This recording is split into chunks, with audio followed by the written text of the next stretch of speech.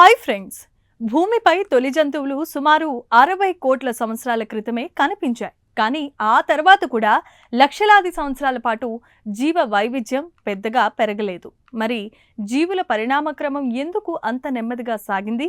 ఆ తర్వాత ఒక్కసారిగా ఎందుకు అనేక కొత్త జాతులు ఉద్భవించాయి అనే ప్రశ్నలకు సమాధానాన్ని వెతికేందుకే శాస్త్రవేత్తలు తాజాగా పరిశోధన చేపట్టారు. ఈ పరిశోధనలో ఏం వెల్లడైందో ఇప్పుడు మనం తెలుసుకుందాం. ఈ పరిశోధనను బ్రిటన్లో యూనివర్సిటీ ఆఫ్ కేంబ్రిడ్జ్కు చెందిన doctor Emily Mitchell, professor Andrea Manica నేతృత్వంలోని బృందం నిర్వహించింది. వీరి పరిశోధన ఫలితాలు నేచర్ ఎకాలజీ అండ్ ఎవల్యూషన్ అనే జర్నల్లో ప్రచురితం చేశారు.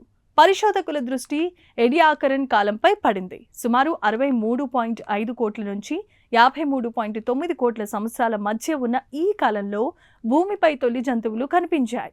వీటిలో ఫ్రాక్టోపూసిస్ వంటి జీవులు 2 మీటర్ల ఎత్తు వరకు పెరిగేవి. అయితే ఇవి నేటి జంతువుల్లా కనిపించేవి కావు. కొన్ని మొక్కల్లా, ఫెన్నులా ఉండేవని శాస్త్రవేత్తలు చెబుతున్నారు.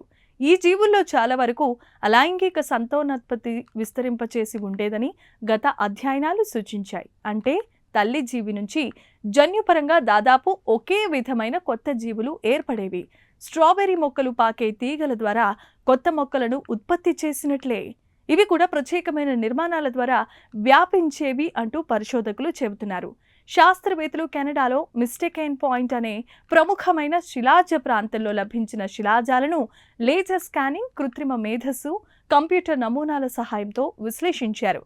వేల సంఖ్యలో కంప్యూటర్ ఫిలిమినేషన్లు నిర్వహించిన అనంతరం ఆ కాలంలో జీవ సముదాయాల నిర్మాణాన్ని పునర్నిర్మించే ప్రయత్నం చేశారు. ఈ విశ్లేషణలో ఆసక్తికరమైన విషయం బయటపడింది.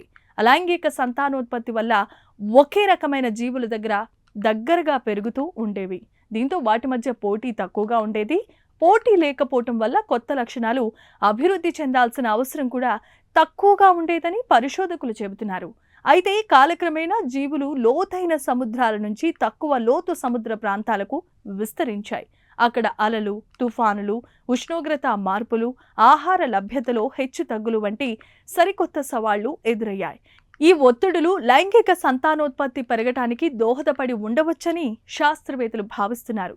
దీనివలన జన్యు వైవిధ్యం పెరిగి కొత్త ప్రాంతాలకు వ్యాప్తి ఎక్కువై జీవ వైవిధ్యం వేగంగా విస్తరించిందని వారు సూచిస్తున్నారు. చూశారు కదా, భూమిపై తొలి జంతువుల పరిణామ క్రమం చాలా కాలం నెమ్మదిగా సాగటానికి అలైంగిక సంతానోత్పత్తి ఒక కారణమై ఉండవచ్చని ఈ పరిశోధన సూచిస్తోంది. ఆ తర్వాత పర్యావరణ ఒత్తిళ్ల కారణంగా లైంగిక సంతానోత్పత్తి పెరగడం, పోటీ అధికం కావటం వల్ల జీవ వైవిధ్యం వేగంగా విస్తరించిందని పరిశోధకులు భావిస్తున్నారు.